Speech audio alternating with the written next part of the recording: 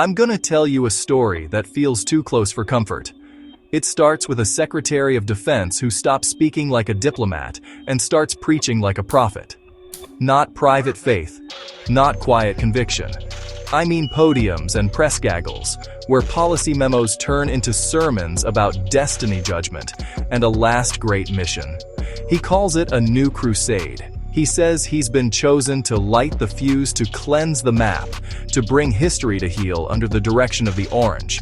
This towering figure he treats like an oracle and a kingmaker. At first I thought, bluster, political theater. But then the cables change. The talking points harden. The word inevitable shows up where unlikely used to live. He's not nudging, he's aiming.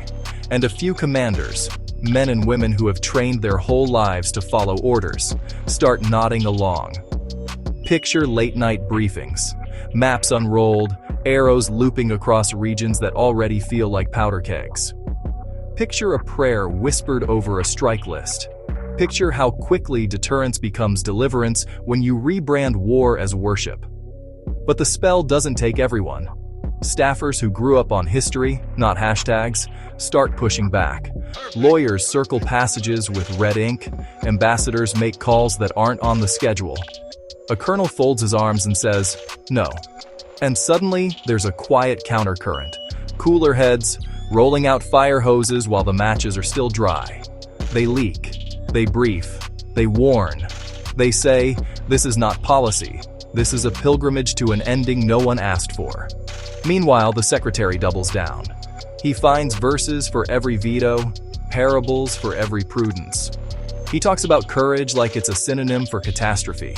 He smiles the way people smile when they've stopped hearing anyone else. I wish I could tell you it breaks here.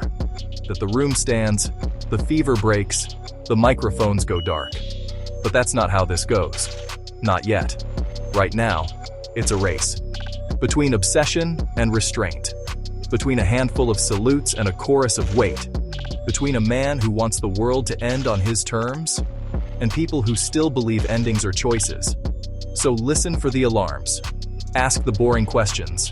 Demand the footnotes. Because if this story is heading where he wants it to go, it won't be a revelation. It'll be a ruin.